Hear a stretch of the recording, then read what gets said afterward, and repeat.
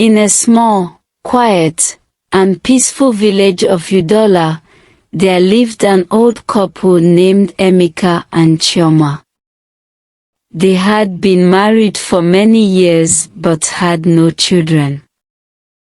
They prayed and waited, but as time passed, they lost hope. Chioma often spent her nights crying, asking the gods why they had not blessed her with a child. Emeka, though heartbroken, tried to console her. "Maybe the gods have other plans for us," he would say. But deep down, he wished for a child as much as she did. One day, after a long night of tears and prayers, Chioma had a dream. In her dream, an old woman appeared and told her, "Your time has come. You will have a child, but great trials will follow." She woke up startled and confused. She told Emeka about the dream, and he held her hands tightly. "Let us have faith," he said. Months later, Chioma realized she was pregnant. The villagers were shocked. "How can a woman in her 50s be pregnant?" they whispered. But Chioma and Emeka were overjoyed. They prepared for the arrival of their child with great happiness. Finally, after 9 long months, Chioma gave birth to a beautiful baby girl, Adanne. But joy quickly turned to sorrow when Emeka, who had been so excited to meet his daughter, suddenly collapsed and died the same day. Chioma was devastated. She held baby Adanne in her arms, crying. The villagers pitied her, but some whispered, "This child brought death." But Chioma did not listen. She vowed to raise Adanne with love and strength. Despite their poverty, Chioma worked hard to give Adanne a good life. She taught her kindness, respect, and hard work. Every day, Adanne helped her mother by fetching water, gathering firewood, and selling baskets in the market. Adanne was different from other children. She had a beauty that made heads turn, but more than that, she had a kind heart. She helped the elderly, shared food with the poor, and always had a smile for everyone. The villagers adored her. One day, while selling baskets in the market, she saw a little boy crying because he had lost his way. She held his hand and walked around the village until they found his mother. The woman hugged her son and thanked Adanne. "You are a blessing, my child," she said. In the same village, there was a young prince named Obinna. He was the only son of King Is and Queen Kem. Obinna was strong, handsome, and well-educated. Every girl in the village dreamed of becoming his wife. But Obinna was different. He did not want to marry for status or power. He wanted to marry for love. One day, while riding his horse near the river, he saw Adanne fetching water. He stopped and watched her. She was singing, her voice soft and sweet. He had never seen someone so simple yet so beautiful. He got off his horse and approached her. "Hello," he said. Adanne looked up and was surprised to see the prince. She quickly bowed her head. "My prince." He smiled. "What is your name?" "Adanne." From that moment, something sparked between them. Obinna told his guards to follow her home secretly, to know her parents and where she came from. His guard told him, "My prince, she's a daughter of a widow in our village," and they told him everything they found about her. As time goes on, Obinna began to dream of Adanne, playing, singing and dancing with her. He started falling in love with her as he always remembered her voice and beauty.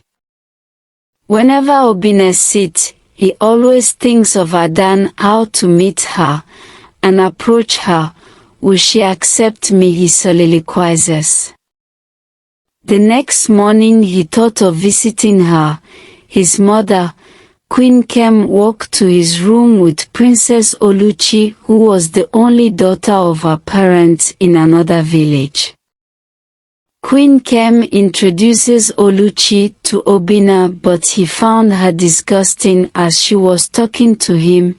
He said, "Can I go now, mother? I have something to do." He walked out.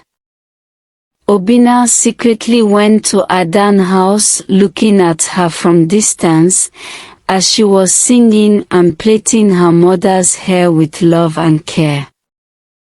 The next morning he rushed from home to Adanne's house without taking his guards along. When he got there, Adanne was shocked and surprised. She bowed. "My prince, what brought you to our house?" she said softly. As he was about to speak, Adanne's mother came out and saw Obinna and was shocked. "My prince, good morning. Hope there is nothing," she said in fear. Obinna, with scared in his heart, answered, "Good morning, mother. Nothing is wrong. I was passing by, so I decided to say hello to you." He walked away looking disappointed as he was unable to talk to her. Adanne's heart was pounding and her heartbeat was fast as she started having feeling for Obinna. She said to herself, "He's handsome. I wish to have him as my husband." She smiled and hoped Obinna asked her out. "I will accept immediately," she said. Kinyis called for Obinna and told him about Oluchi and how they want him to marry her. He disagreed and told his father he has someone else in mind. The king was furious. Finally, when Prince Obinna was going to river with intention of seeing Adanne, when he arrived at the river, he found no one there. He was disappointed, but as he was standing facing the river with sad heart and tears filled his eyes, he heard a soft voice, "My prince, good afternoon." He turned to her quickly as he smiled, "Good afternoon, my lady." Her heart raced faster as she heard "my lady." She smiled and was happy inside her. "The prince called me my lady. My dreams and wishes are coming true. I will grab this opportunity. He's cute. I love him." As she was lost in thought, Obinna touched her. "Can I use your pot to fetch water? I want to rinse my face." Adanne entered river and fetched the water for him. They both had eye contact and their heart races faster as they were both shy. Obinna asked her if they could be friends.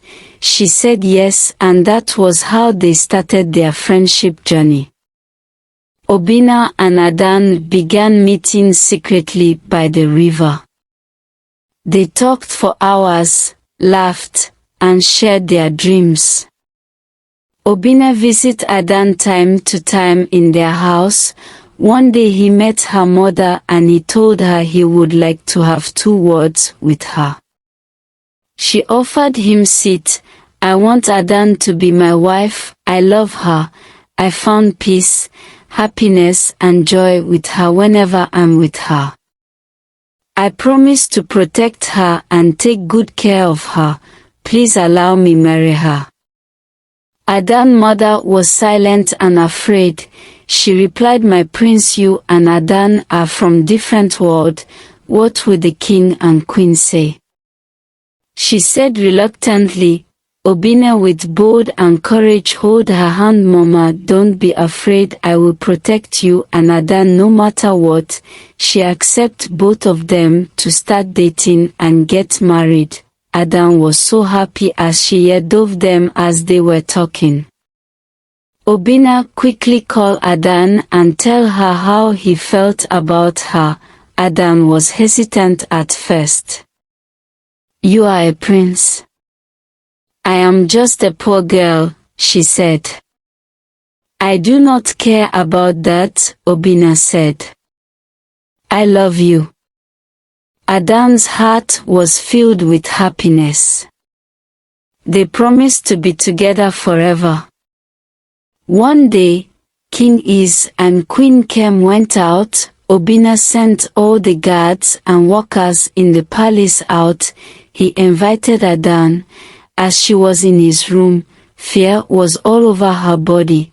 Shivering, "What if your parents see me here?" she said in fear voice. Obinna drew her closer to him on bed. Her heart races more than 100 times. "Will he kiss me?"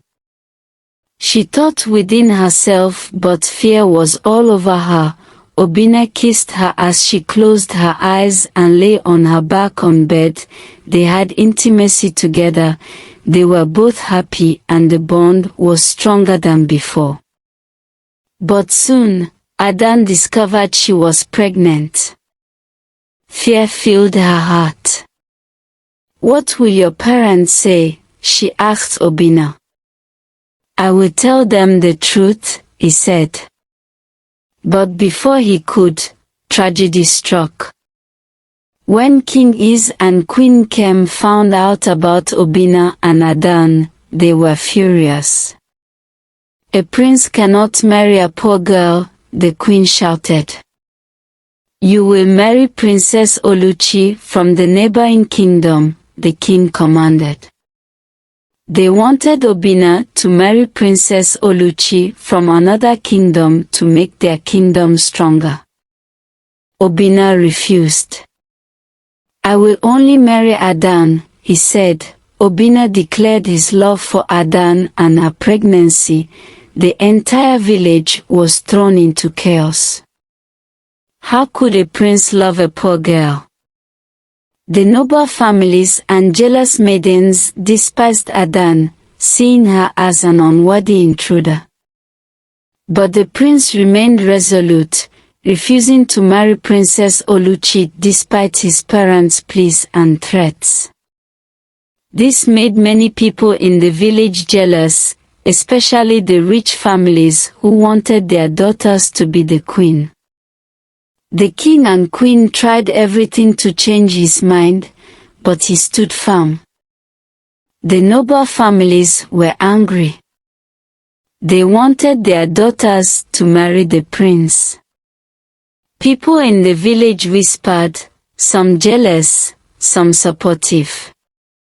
One fateful night, a group of envious village women and royal guards conspired to get rid of Adanne.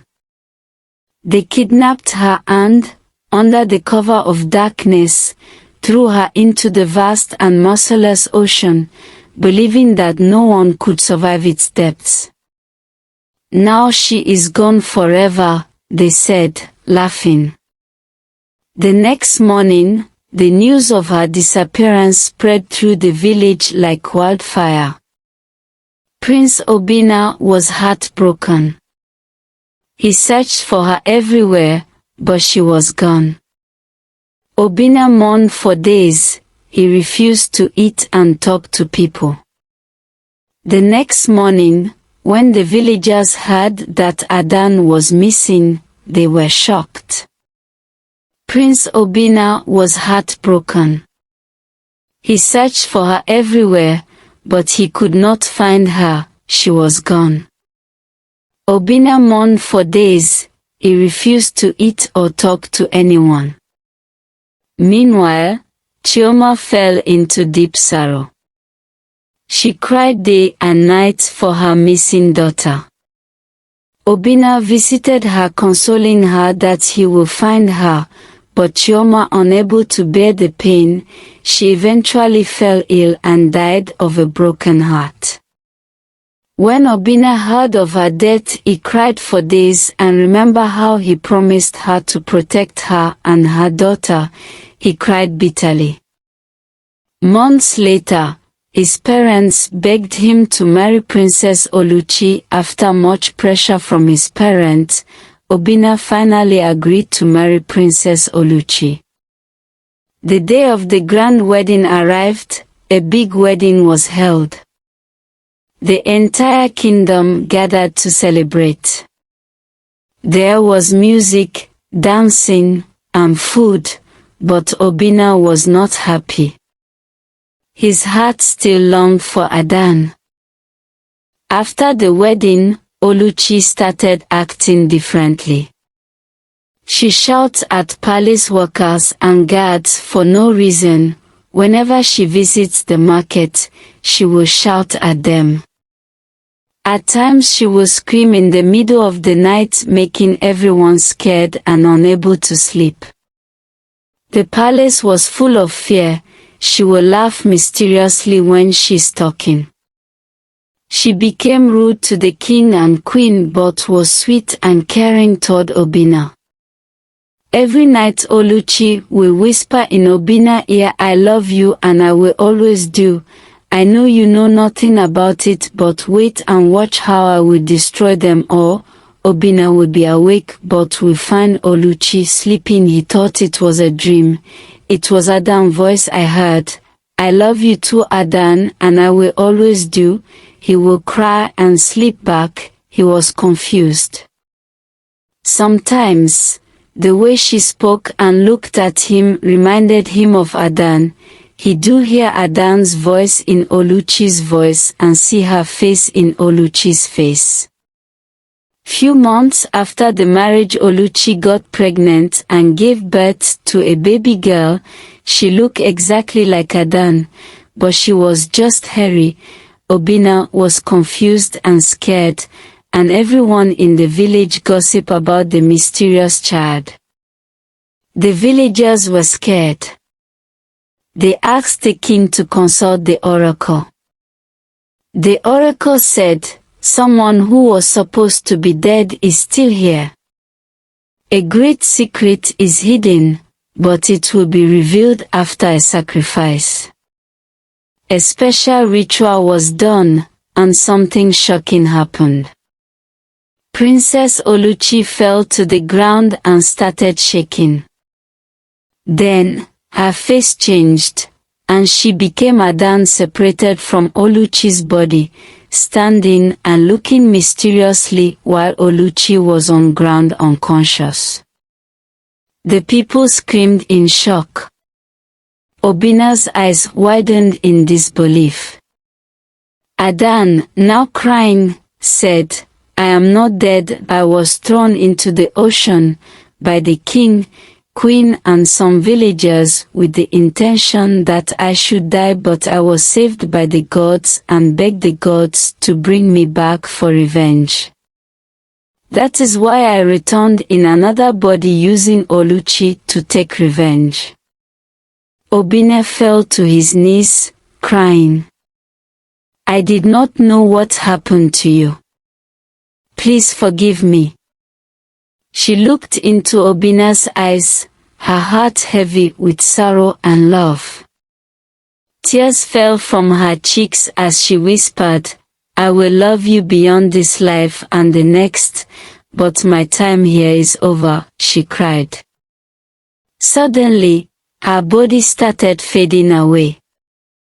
The wind blew strongly, and in a flash, she disappeared. Obinna screamed, calling her name. Obinna ran after her, but the waves swallowed her whole. The storm ceased, and all was silent. The village stood still, mourning the loss of a love that was never meant to be. But she was gone forever. As they disappeared, the king, queen and those that are involved in throwing Adanne into the ocean fell and died. Oluchi returned to her parents but was half paralyzed. After that day, Prince Obinna never married again.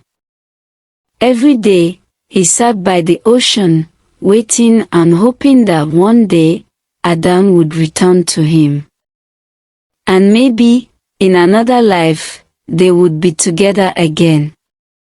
But Obinna take good care of the child, named her Adanne, my lady.